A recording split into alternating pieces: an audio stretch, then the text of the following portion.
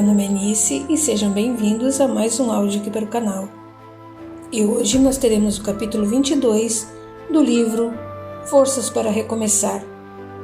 Hoje quero agradecer aos membros Verônica Carneiro, Franci e Maria Beco. Minha gratidão por confiarem em meu trabalho, certo? Então, dados os recados, vamos para o capítulo 22. A benfeitora Lariel interfere no suicídio de Sérgio.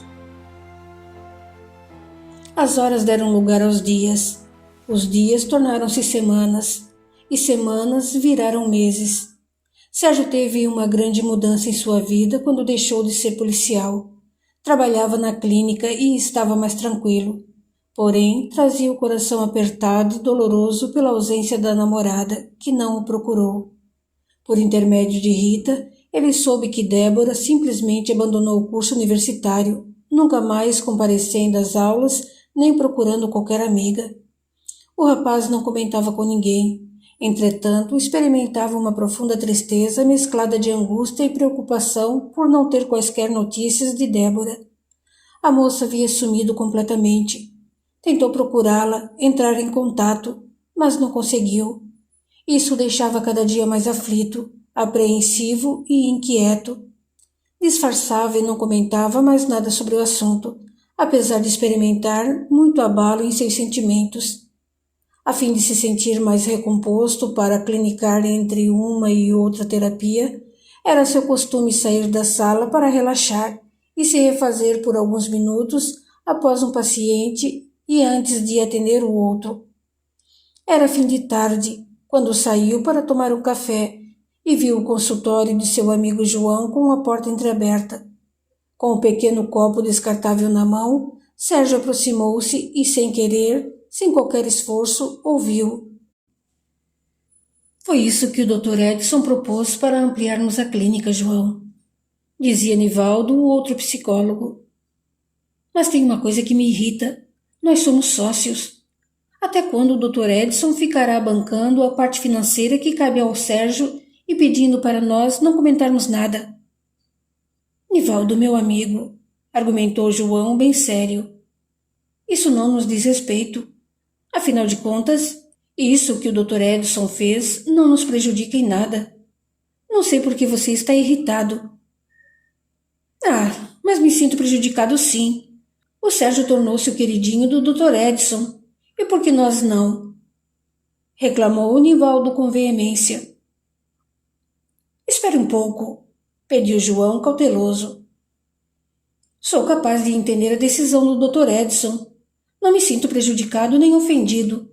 O Sérgio mereceu o apoio ou a ajuda que teve, principalmente pelo fato de ele executar serviços braçais nesta clínica, que nós dois não ousamos ajudar. Além disso, ele é excelente profissional e muito requisitado por seu trabalho sério e responsável. Não estamos falando sobre sua capacidade. Acho injusta a postura do Dr. Edson.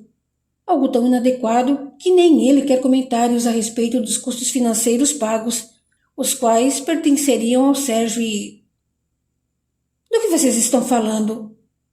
Questionou Sérgio em tom grave após entrar e dar leve empurrão para que a porta se fechasse em suas costas.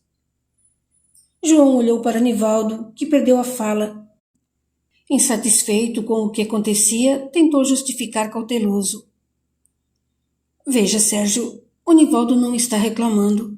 Acontece que ele não acompanhou o trabalho realizado por você antes da abertura da clínica. Foi um serviço aqui, outro ali. O Nivaldo não tem ideia do custo dessa mão de obra se contratássemos um... Não tente ser gentil, João.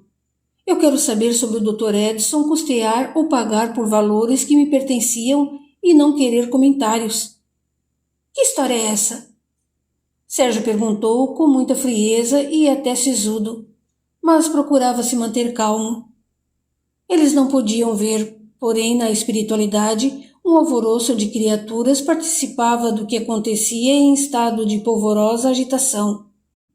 Esses espíritos procuravam confundir e intrigar os três amigos no trabalho devotado e sincero dos profissionais responsáveis. Tentavam influenciá-los com sentimentos destrutivos de inveja, incapacidade, ciúme, fracasso das próprias obras, atos e resultados de seus esforços íntimos.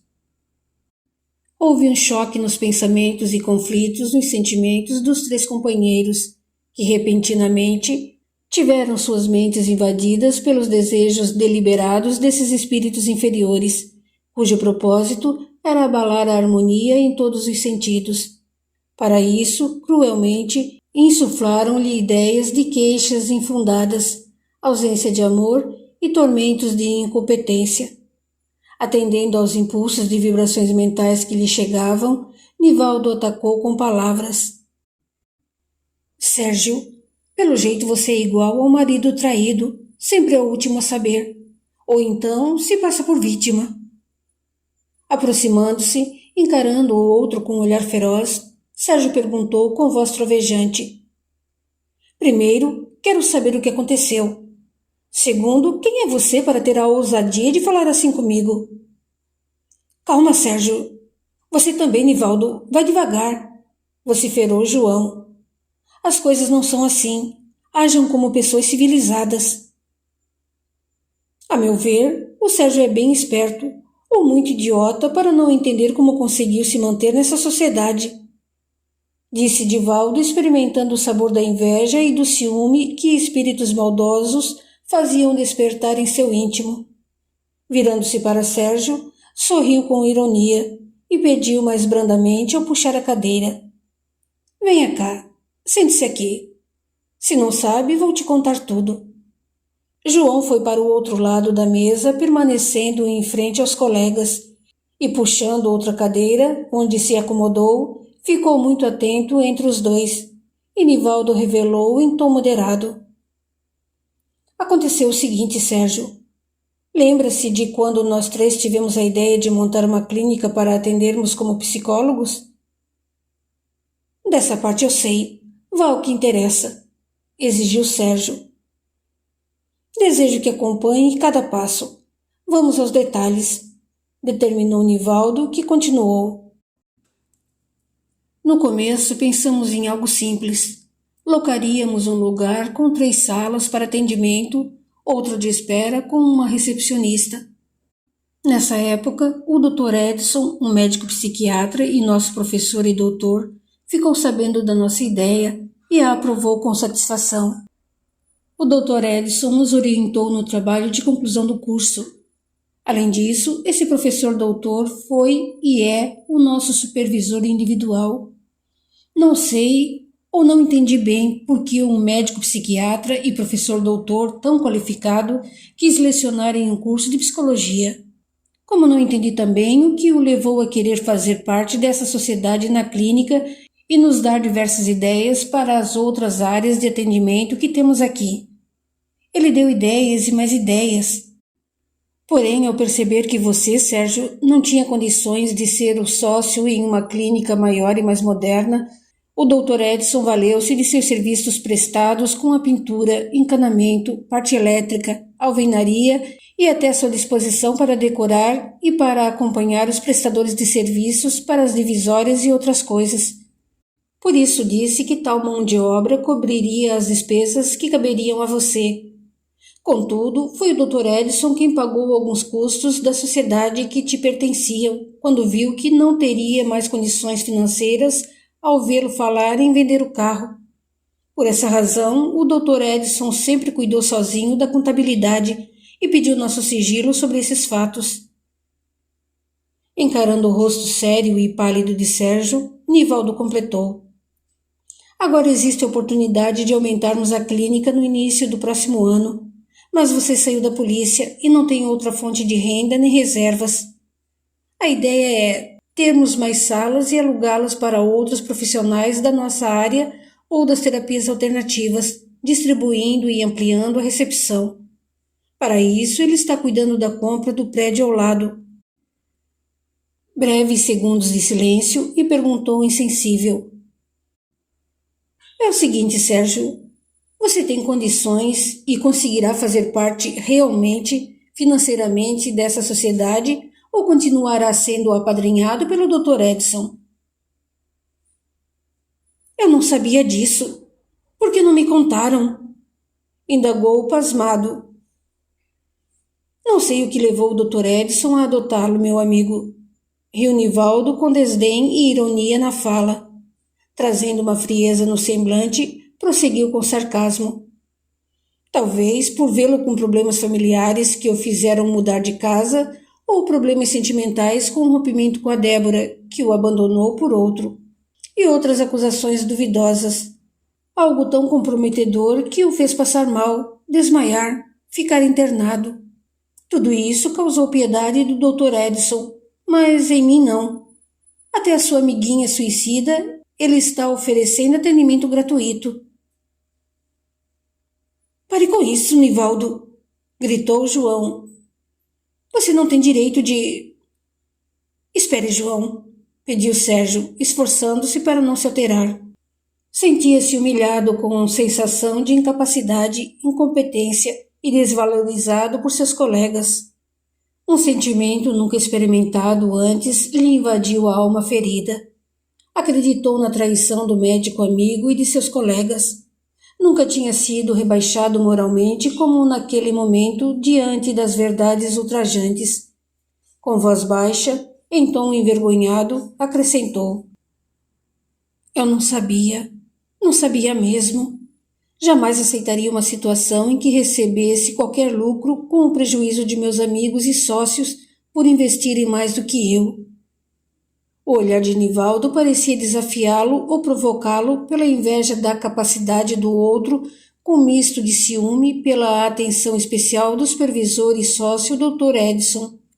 Contudo, esses sentimentos eram verdadeira expressão da espiritualidade inferior, que buscava um jeito de destruir ou desarmonizar o trabalho honesto e caridoso. Nivaldo, sem perceber, era arrastado à sintonia e receptividade das vibrações negativas e maldosas. Sérgio absorvia e reproduzia em seu campo mental os impulsos à baixa autoestima. Deixava-se envolver por estímulos de influência inferior. Não conseguia dominar os pensamentos, elevando-os e refletindo melhor sobre o que deveria fazer. Suas ideias e emoções vinham de baixo círculo espiritual, com representações mentais, conceitos e opiniões que o envolviam em extrema aflição, indignação, fazendo-o sentir-se diminuído, deixando-se abater. Repentinamente, João, mesmo abalado e contrariado com a situação, alertou. Acredito que todos têm trabalhos mais importantes no momento. Há pacientes esperando. Sérgio sobressaltou-se e Nivaldo avisou. Não, eu não tenho mais ninguém para atender hoje. Afinal, é difícil um de vocês encaminhar alguém para mim quando suas agendas estão lotadas ou quando o caso merece atenção e acompanhamento de outro profissional. Nivaldo, eu acredito que você ultrapassou todos os limites do bom senso por hoje, afirmou João severamente. Devemos fazer uma reunião a respeito disso, mas em data e horário oportunos. Se era seu intuito ver um sentimento de desconforto e discórdia entre nós, você conseguiu. Agora me deem licença, ainda tenho paciente esperando. Eu também, murmurou Sérgio. Depois avisou. Essa situação não vai ficar assim. Vamos conversar melhor depois. Agora preciso ir. Vendo-o se levantar e indo à direção da porta, João o chamou. Sérgio. O amigo virou-se e ele pediu. Pode me dar uma carona? Sim, afirmou em voz quase inaudível, saindo em seguida. Percebendo o olhar insatisfeito de João, Nivaldo abaixou o olhar e se retirou. Sérgio precisou de muito esforço e concentração para oferecer a mesma qualidade profissional de sempre aos 2 últimos pacientes que atendeu. Ao final do expediente, frente à recepcionista, Sérgio quase não oferecia atenção aos agendamentos e recados que a moça lhe mostrava. Depois de agradecer pelos serviços e dispensá-la, ele maquinalmente foi até a sala do Dr. Edson, mas o médico não estava. Encontrando-se com João no corredor, O amigo comentou descontraidamente. Sobrou para nós fecharmos a clínica. Ao ver o outro silencioso caminhar para os fundos, informou. Já está tudo trancado, acabei de verificar. Vamos? Só nos resta ir. O amigo nada disse. A caminho da casa de João, permaneceu em absoluto silêncio. O colega respeitou, mas, ao vê-lo estacionar frente à sua residência, perguntou sem demonstrar seu sentimento piedoso. Quer conversar? Não, obrigado. Vamos entrar, Sérgio. Não, obrigado. Não quero lhe dar sermões, mas gostaria de lembrar o que um professor nos disse em uma aula. Não sejamos coletores de lixos que as pessoas jogam sobre nós através de opiniões mesquinhas, sob suas visões sujas e podres a respeito do que realizamos com a consciência tranquila. Você agiu com honestidade, tem dignidade e muita eficiência. Você é uma pessoa importante na vida dos outros, Sérgio. Não medite sobre ninharias. Isso é perda de tempo e de valores. João suspirou fundo e desfechou. Se recebeu algo, foi por merecimento e não por acaso. Então multiplique os seus talentos e se motive a pensar no futuro e não no passado. Com os olhos empoçados em lágrimas, sem se inibir, Sérgio o encarou firme, perguntando: Por que você não me contou? Por acreditar que quando alguém o favorece, está ajudando a mim também. Porque se não fosse o Dr. Edson a te ajudar, seria eu. Porque somos amigos e eu acredito no seu esforço, na sua capacidade, na sua integridade e, sem dúvidas, sei que faria o mesmo por mim. Ah, mais uma razão por não ter te contado. Porque não fui prejudicado. Não sou invejoso, nem incapacitado ou ciumento. E eu não contei por respeitar e concordar com a vontade desse médico, supervisor, professor e amigo digno, sério e responsável. Após um leve sorriso, completou. E eu sei que você faria o mesmo por mim. Respeitando seu silêncio, disse.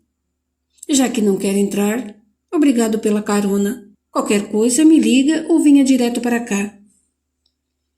Obrigado, João. O rapaz agradeceu com um travo na voz que embargou. Não disse mais nada. Vendo o outro descer do carro, foi embora. Chegando à sua casa, Sérgio experimentava imensa sensação de inferioridade, incapacidade e tristeza intensa. Jamais desconfiou de que seu triunfo fosse pela ajuda de outra pessoa. Realmente sentia-se enganado, traído por ser o último a saber. Provavelmente falaram muito às minhas costas. Pensava com grande amargura. Quem mais deve saber dessa história? As recepcionistas? O pessoal da terapia alternativa? Imaginava com um misto de vergonha e raiva. Que humilhação! Deve me julgar pobre, sem recursos, ou então um aproveitador esperto. Alguém sem escrúpulos que se fez de vítima e chorou suas pitangas. Reclamou pela falta de bens materiais e dinheiro em meio às mudanças e acontecimentos, dramatizando para os outros sentirem pena. Que droga de vida! Gritava em pensamento. Ninguém imagina quantas dificuldades enfrentei. Não sabem como precisei me submeter ao autoritarismo de alguns superiores hierárquicos, que pareciam inquisidores ressurgidos da Idade Média, só para conseguir um horário que me facilitasse estudar, pesquisar, fazer estágios. E que adiantou tanto esforço, tantas noites em claro. Nunca tive apoio da minha família, da minha mãe. Nunca pude contar com a ajuda financeira deles. Passei por tantos problemas, tantas frustrações e dificuldades. Até a Lúcia. Que Deus me perdoe, mas você me prejudicou até depois de morta. Desgraçada. Seus pensamentos fervilhavam e Sérgio não continha as recordações e ideias rápidas que lhe surgiam. Toda essa reclamação em pensamento atrai espíritos vingadores ou de pouca evolução que oferecem esforço a ideias e críticas destrutivas. Como se não bastasse a Débora. Lágrimas correram de seus olhos. Como me decepcionei com você. Acreditei em seu amor, em sua compreensão. Mas você acabou com a minha paz quando não quis me ouvir. Talvez tenha surgido outro em sua vida, e essa foi a oportunidade de me deixar. Repentinamente, reagiu agressivo em seus pensamentos. O Nivaldo tem razão. Sou o último a saber. Por que isso? O rapaz fazia perguntas e considerações sem perceber a energia mental formada por agentes psicológicos, cujo mecanismo ou fonte de origem era dos desejos mais fervorosos do espírito Sebastião. Sem reajuste moral e espiritual, ele se ligava às ideias de Sérgio, dificultando-lhe o raciocínio, a aceitação ou a compreensão dos fatos. Embrutecido no ódio, encontrava nas situações difíceis e fatos inesperados do cotidiano imensos recursos, concentrando-se em usá-los prejudicialmente, com um efeito de longa tortura e profunda decepção nos pensamentos de Sérgio. Um choro incontido dominou o rapaz atormentado com tantas vibrações inferiores, vitimado e o consumindo sob a vontade tirana de seu algoz espiritual. Como forças do mal, e comandada por Sebastião, verdadeira tropa de espíritos desajustados fazia-se presente, sustentando com suas vibrações pesarosas as infelizes influências do líder espiritual desapiedado e cruel contra o rapaz, que se tornava uma vítima vulnerável. Wilson, o espírito protetor de Sérgio, estava presente e acompanhado de outros da mesma elevada linhagem moral e espiritual para auxiliá-lo com seu pupilo. Mesmo no plano espiritual, Sebastião e os demais de sua organização não os viam nem sentiam Wilson e seus companheiros. O mentor de Sérgio envolveu-o como que em um abraço paterno e tentando orientá-lo de pensamento para pensamento, mas não era fácil. Por tratar-se de forças poderosas de falange do mal, inocentemente o rapaz se entregava ao sofrimento. Desespero e torturas íntimas nublavam suas ideias, não o deixando receptivo às inspirações racionais e amáveis de seu anjo protetor. Era lamentável ver em Sérgio a expressão de queixa e dor em cada lágrima silenciosa, afogada em seguidos soluços. Nunca havia se martirizado tanto e sofrido daquela forma. Desejava sumir, queria morrer. O espírito Wilson tentava de tudo para ver seu pupilo se erguer com as próprias forças. Porém, Sérgio não suportava a pressão exercida pelos desencarnados ferozes.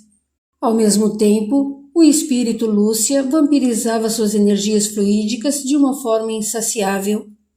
Toda aquela obsessão o enfraquecia como se o asfixiasse com a ausência de oxigênio. O Wilson virou-se para um dos elevados companheiros que entendeu a mensagem de seu olhar e pareceu desmaterializar-se perispiritualmente, indo realizar o pedido de seu amigo. Ao lado de seu protegido, o espírito Wilson ajoelhou-se junto com as demais entidades amigas, que concentravam seus pensamentos com mais intensidade para envolver Sérgio em energias mais salutares, mas era quase inútil. Com grave, nobre e elevado tom humilde, Wilson foi sustentado pelos demais na prece sentida, na qual rogou ajuda e intervenção divina. Senhor Jesus, rogo que nos enderece seu olhar misericordioso. Somos meros aprendizes de boa vontade e recorremos à tua abençoada compaixão. Mestre amigo, liberte a mente do querido Sérgio, cujos cuidados espirituais me foram confiados. Livre-o da cegueira que o domina, dos pensamentos oriundos de sugestões covardes, do sofrimento desesperador que o leva ao abismo de dores. Por piedade, Senhor Jesus, ilumine a consciência desse filho querido com seu olhar, clareando-lhe os pensamentos para que recupere suas forças na fé e na esperança. Não permita, mensageiro divino, que a interferência dos irmãos, ainda sem elevação, imprima poder psíquico tão intenso de energias mentais, com o intuito de destruí-lo com tramas e ataques para que se atrase e não realize o propósito a que veio. Sabemos que Sérgio não necessita experimentar tais expiações, porque se determinou a esse reencarne por amor aos irmãos presos pelas amarras psicológicas da força do pensamento de outros menos evoluídos. Vendo Sérgio se levantar e ir para o quarto, seu mentor Wilson o seguiu. Sem desviar a atenção dos puros sentimentos na prece fervorosa, acompanhava o que se passava nos pensamentos de seu protegido. Senhor Jesus, imploro em nome de Deus, nosso Pai bom e justo, estenda ao Sérgio as tuas mãos dadivosas, quebrando o elo que o prende aos grilhões dos pensamentos daqueles que o querem derrotar. Vendo-o abrir um armário, o espírito Wilson imprimiu súplica comovente como se fosse sua última rogativa. Senhor da caridade e do amor, socorra-nos. Dê-nos forças para intervir. Nesse instante, Sérgio estava com uma arma automática na mão, enquanto lágrimas corriam pelo rosto. Parecia hipnotizado. Prendia-se psiquicamente às fervorosas influências do espírito Sebastião e seus demais companheiros, que enchiam o recinto. O rapaz não tirava a imagem da cena repetitiva de Débora agredindo-o com acusações indevidas e com modos tão cruéis. A lembrança das fotos o enlouquecia. A recordação do que sua irmã fez indignava-o. A deslealdade de seus amigos e sócios era imperdoável e humilhante. Os pensamentos eram frenéticos e tão compulsivos que angustiavam sua mente de modo alucinante.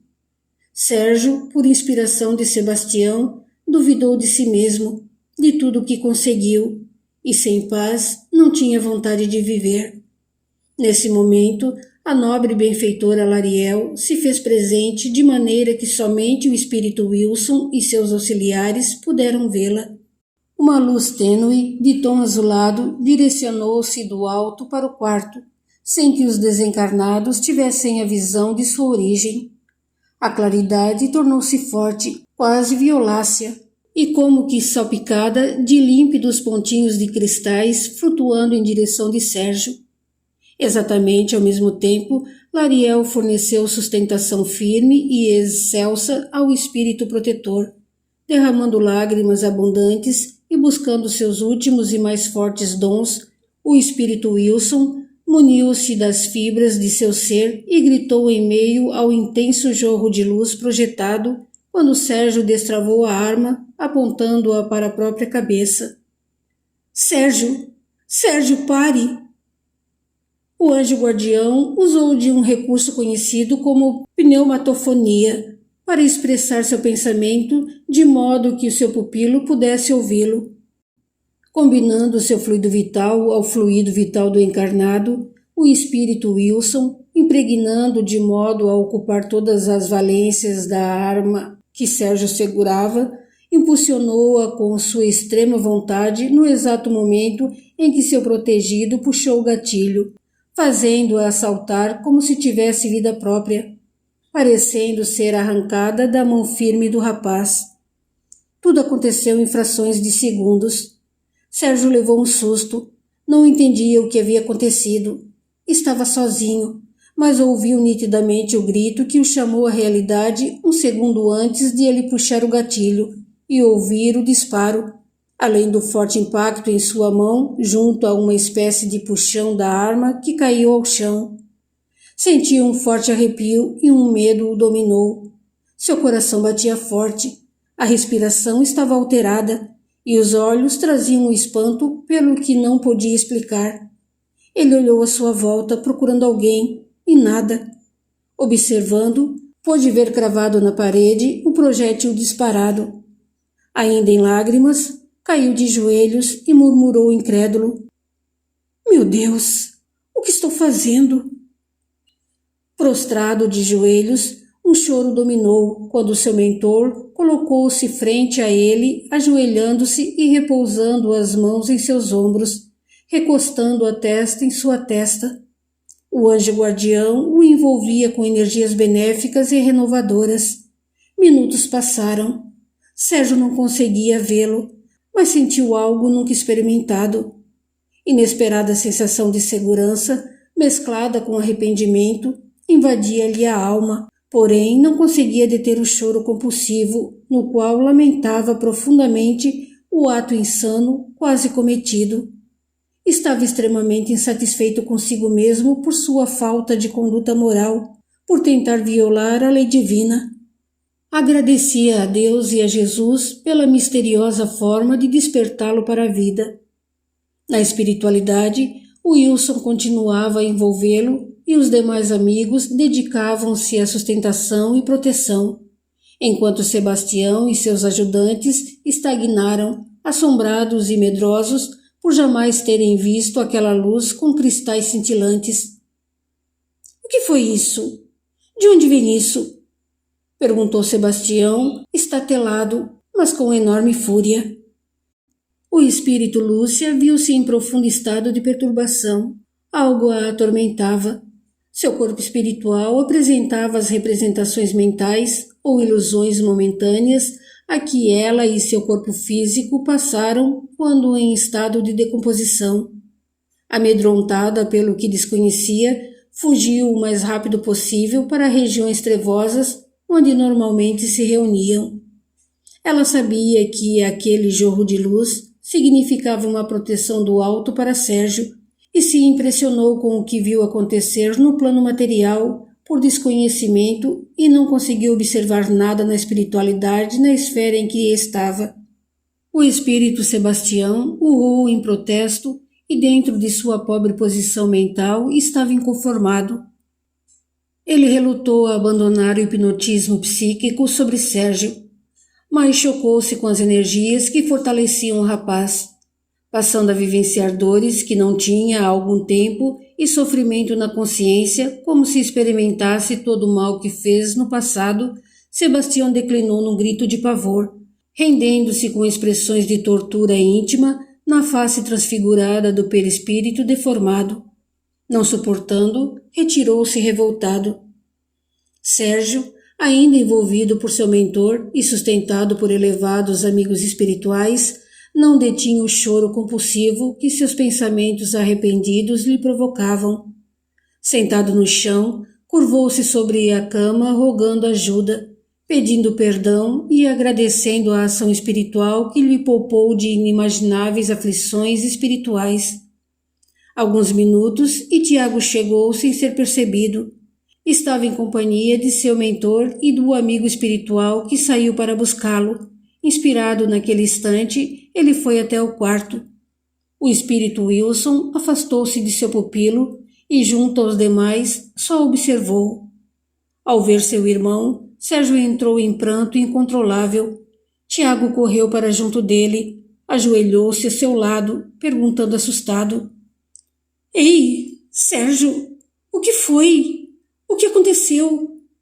Sérgio abraçou-se a Tiago, que o forçou a se levantar do chão e o fez se sentar na cama. Contudo, o outro não conseguia controlar os sentimentos e ele saberia esperar. Algum tempo, e Sérgio sentiu um bálsamo sereno amenizar suas emoções conflitantes. Era uma energia tranquila, direcionada por seu mentor, acalmando-o de minuto a minuto.